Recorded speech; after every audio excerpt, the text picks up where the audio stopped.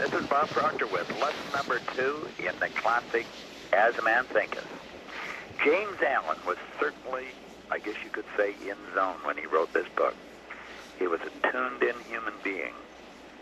This is probably one of the most beautiful books you'll ever have in your library. In fact, I feel that a person's library is not complete without this book. It is absolutely incredible. And I'm going to ask you to turn over onto page 12. We're going to talk about the effect of thought on circumstance. Do you ever give consideration to the fact that your thoughts are literally affecting your circumstances? You see, most people are complaining about the circumstances in their life.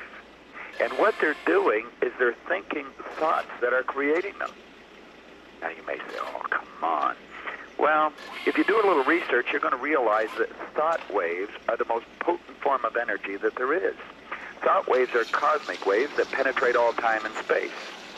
Your thoughts literally control the vibration that mass of molecules then that you refer to as your body. Your thought sets up the vibration. Your brain is a switching station. And as you choose thoughts, you actually activate brain cells and you alter the vibration that your body's in. And the vibration your body's in dictates what you attract into your life. And I think James Allen puts this probably better than anyone else when it comes to that subject. Now, we've got a special treat on this lesson. We have a gentleman that almost had an innate understanding, I suppose, of all this information because he put it to work in his business. A very, very small percentage of the population accomplished. Stop and think for a second. 1% of the population earn 96% of all the wealth. Now, although there's more millionaires in Manhattan today than there was in all of the United States 20 years ago, they're few in number relative to the masses, relative to the general population. The person that I have on the line had earned himself $1 million by the time he was 30. He was a millionaire. Headed up a number of large corporations, owned and sold newspapers. He presently is the chief executive officer of Team Diamond, an organization that has a membership of 10,000. It's growing rapidly. They do millions, hundreds of millions of dollars worth of business every month. He's a brilliant guy. His name's Marty Jeffrey. How are you today, Marty? I'm great, Bob. Thanks for that wonderful intro. Well, you know, Marty, you're one of the brightest guys I know, and I don't say that to flatter you. I've told you that before, and I've told other people that. You are truly a bright guy. Now, I think everyone has the potential of being a bright guy because we're all tapped into the same source of supply. It's just that some develop it and some don't. Why do you suppose you did? Well, you know, when you tell the part of the story where the success began, and there's so much of the story before that where I was completely focused on the current reality in my life at that time, which was, as James Allen described, a man who was occupied with unworthy thoughts and negative beliefs. I was terrorized by my own fears.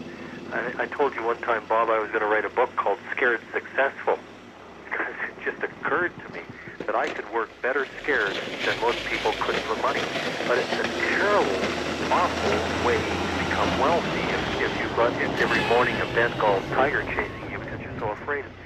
Well, some of the things that I've learned from you, Bob, or at least had confirmed through you, was that I was, in fact, creating everything that was around me. And it became so real as I got to know you, and I got to know that you were putting into practice the things you teach. And anybody that's listening to trust me when I say this man puts into practice these things on a daily basis. And what I've seen with you is in the face of adversity, you focus on what's right, not what's wrong. You move towards a stronger, positive picture, and things get resolved. You know, a lady one time told me, she said, look at the light and not the dark. And I think that makes a lot of sense. Look at this first paragraph on page 12. In As a Man Thinketh. It's beautiful. It says a man's mind, and let's keep in mind here that we're using the gender in a generic sense. A man's mind may be likened to a garden which may be intelligently cultivated or allowed to run wild. But whether cultivated or neglected, it must and will bring forth. If no useful seeds are put into it, then abundance of useless weed seeds will fall therein and will continue to produce their kind. I think what James Allen's saying is that the mind is going to be active, whether you're consciously controlling it or not. I think they have another name for this in this century. It's called Jerry Springer. If you look at that automatic income-reducing device called television on a daily basis, put that in your mind first thing in the morning, and your thoughts are going to be real low-level vibrations all day long. Well, you know, it's like the newspaper, Marty. People want bad news. I remember years ago there was a good news newspaper in California, and they went out of business. Yes. Because no one wanted to buy the papers, no one would advertise. Brandon, Manitoba, 1985. I started a good news newspaper called Sunday. It cost me $250,000 the day I shut it down. And it was just the fact that we would not say nasty things about other people. And people couldn't get their arms around what the paper was for. And that's that. Well, it's programming, you see. Carl Menninger said that environment is more important than heredity. Now, I think what James Allen's pointing out, that if you don't consciously and deliberately choose to develop a mental focus of what's good in the world, that the universe is going to, or the environment is going to inundate you with what's wrong. Because as you say, it's on television, it's in the newspapers, you can overhear it in conversations. I believe a person should consciously and deliberately seek out the people that they want to associate with. And when, on occasion, they do just drift into another particular environment where there's a lot of complaining and negative thinking going on, then they want to put their antenna up and reject that information. Because as we look at the bottom of page 12, he says, just as a gardener cultivates his plot, keeps it free from weeds, growing the flowers, fruits which he requires, so may a man tend the garden of his mind, weeding out all the wrong, useless, and impure thoughts, and cultivating towards perfection the flowers and fruits of right, useful, and pure thoughts. See, I see the flowers and fruits here as being metaphorical for all the good things in life, the happiness, the health, the wealth, the meaningful relationships. But this is something that we're going to have to cultivate. It's not going to happen by accident. It's along the line, too, Bob, of when I was so messed up as a young, I was choosing to put things into my mind that were bad. I did not realize, this book points out so beautifully, that I had a choice. I can decide what I'm going to put into this top compartment upstairs here, and if I choose to plant tare, then I'm going to have a field full of wheat and tare, and then I've got to go and pick all the weeds out.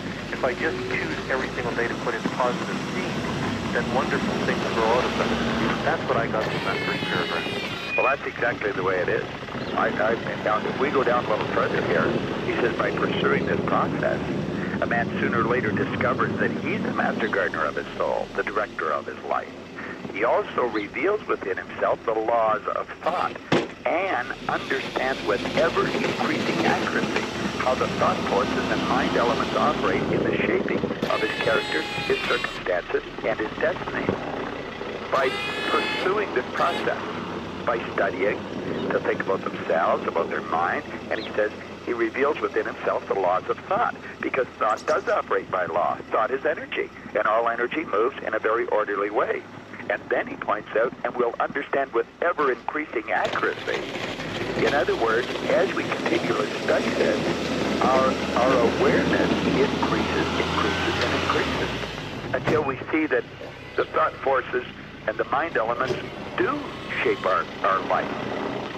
Now, Marty, in the businesses that you've owned, you could pretty well tell shortly after a person started working with you what kind of results they were going to produce.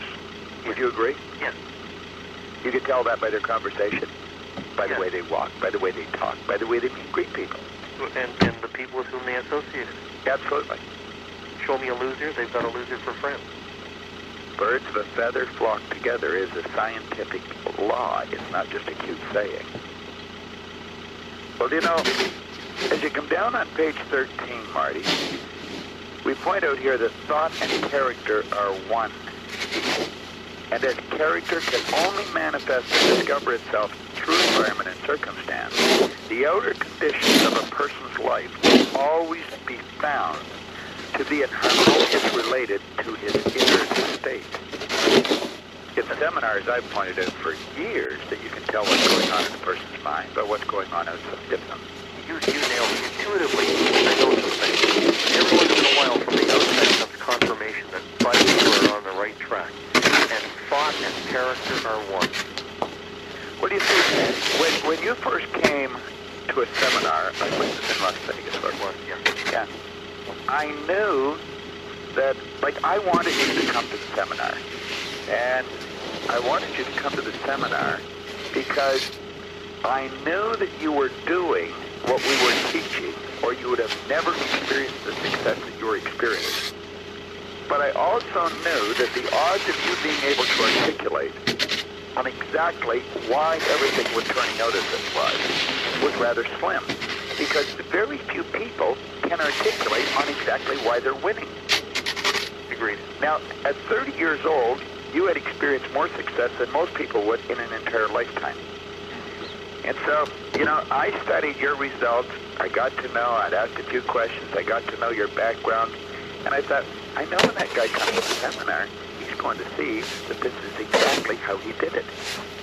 That's right. And, the other thing I gained in that seminar, Bob, and I see other like-minded people at the table, is I started to understand the subtle ways in which I will blow myself up when I start to move away from the picture that I have now accepted, okay?